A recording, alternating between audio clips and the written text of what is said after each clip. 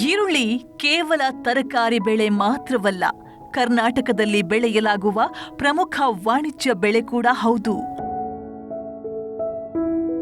ಇದನ್ನ ನೀರಾವರಿ ಹಾಗೂ ಮಳೆಯಾಶ್ರಿತ ಪ್ರದೇಶದಲ್ಲಿ ಬೆಳೆಯೋದನ್ನ ನೋಡ್ತೀವಿ.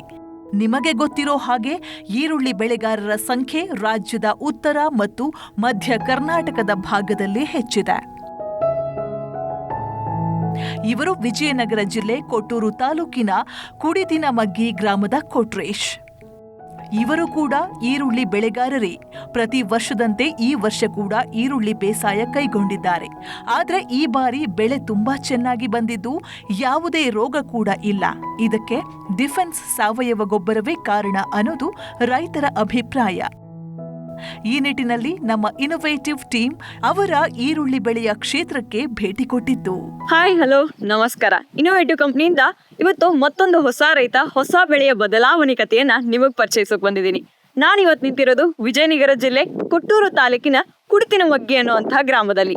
ಆ ರೈತರನ್ನ ಭೇಟಿಯಾಗಿ ಅವರು ಯಾವ ಬೆಳೆ ಹಾಕಿದ್ದಾರೆ, ಏನು ಬದಲಾವಣೆಯನ್ನು ಕಂಡುಕೊಂಡಿದ್ದಾರೆ ಅಂತ ಅವ್ರ ಬಾಯಿಂದಾನೆ ಕೇಳೋಣ. ನಮಸ್ತೆ ಸರ್, ನಿಮ್ಮ ಹೆಸರು? ಕೊಟ್ರೇಶ್ ಅಂತ. ಯಾವ ಬೆಳೆಯನ್ನು ಹಾಕಿದ್ದೀರಾ, ಎಷ್ಟು ಎಕರೆಲ್ಲಿ ಹಾಕಿದ್ದೀರಾ ಸರ್? 260 ಸೀಡ್ಸ್ ಹಾಕಿದ್ದೀನಿ. ಬೆಳಿಗ್ಗೆ ಗೊಬ್ಬರ ತರಬೇಕಾದ್ರೆ ನಮ್ಮ ಅಣ್ಣಾರ್ ಹಿಂಗೆ ಹೇಳಿದ್ರು, ಈ ತರ ತಗೊಂಡ್ಬಿಡ್ರಿ, ಈ ತರ ಚೆನ್ನಾಗತ್ತೆ ಅಂತ ಹೇಳಿದ್ರು. ಅದಕ್ಕೋಸ್ಕರ ತಗೊಂಡ್ಬಂದಿದ್ರು. ಓಕೆ, ಇವಾಗ ಡಿಫೆನ್ಸ್ ಹಾಕಿದಾಗಿಂದ ನಿಮ್ಗೆ ಏನಾದ್ರು ಚೇಂಜಸ್ ಅನಿಸ್ತಿದೆಯಾ ಸರ್? ಚೇಂಜಸ್ ಆಗಿದೆ ಮೇಡಮ್. ಯಾವ ರೀತಿ? ಗಡ್ಡೆ ಚೆನ್ನಾಗಿ ಬಂದಿದೆ ಮೇಡಮ್, ಚೆನ್ನಾಗಿದೆ. ಬೆಳವಣಿಗೆ ಸ್ವಲ್ಪ ಹೈಟ್ ಇದೆ ಮೇಡಮ್. ಹೈಟ್ ಇದೆ. ಓಕೆ, ರೋಗ ಏನಿಲ್ಲ ಮೇಡಮ್. ಡಿಫೆನ್ಸ್ ಗೊಬ್ಬರ ಹಾಕಿದಾಗಿದ್ದ ಚೇಂಜಸ್ ಆಗಿದೆ. ಚೇಂಜಸ್ ಆಗಿದೆ ಸರ್. ಇವಾಗ ಹಂಗ್ಲಾಗಿಲ್ಲ, ಎಲ್ಲ ಕೂಡ್ಕೊಂಡಿದೆ. ಎಲ್ಲ ಕೂಡ್ಕೊಂಡು ಡಿಫೆನ್ಸ್ ಹಾಕಿ ಎಷ್ಟು ದಿನದಲ್ಲಿ ನಿಮಗೆ ಬದಲಾವಣೆ ಕಂಡಿದೆ ಸರ್? ಒಂದು 8-10 ದಿವಸದ ಹಿಂದೆ ಎಲ್ಲ ಇದು ಕಾಣಿದೆ. ಎಲ್ಲ ಕೂಡ್ಕೊಂಡಿದೆ, ಹಂಗ್ಲಾಗಿದ್ದೆಲ್ಲ ಹೋಗಿದೆ. ಓಕೆ, ಡಿಫೆನ್ಸ್ ಬಳಸಿ 8-10 ದಿನದಲ್ಲೇ ಅವ್ರಿಗೆ ವ್ಯತ್ಯಾಸ ಕಂಡಿದೆ.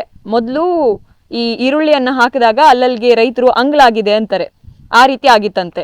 ಅದು ಹಾಕಿ 8 ದಿನಗಳಿಗೆ ಅವ್ರಿಗೆ ವ್ಯತ್ಯಾಸ ಕಂಡು ಅಂಗ್ಲಾಗಿದ್ದೆಲ್ಲ ಮುಚ್ಚೋಗಿದೆ. ಯಾವುದೇ ರೀತಿಯಾದ ರೋಗಗಳು ಬಂದಿಲ್ಲ, ಹಾಗೆ ಹೈಟ್ ಬಂದಿದೆ, ಚೆನ್ನಾಗಿ ಗಡ್ಡೆ ಕೂಡ ಬರ್ತಿದೆ ಅಂತ ನಮ್ಮ ರೈತರು ತಿಳಿಸ್ಕೊಡ್ತಿದ್ದಾರೆ. ಸೊ ಇದೇ ವ್ಯತ್ಯಾಸವನ್ನ ನೀವು ಕಾಣಬೇಕು ಅಂದರೆ ನೀವು ಡಿಫೆನ್ಸ್ನ ಬಳಸ್ಬೋದು. ನಮಸ್ಕಾರ.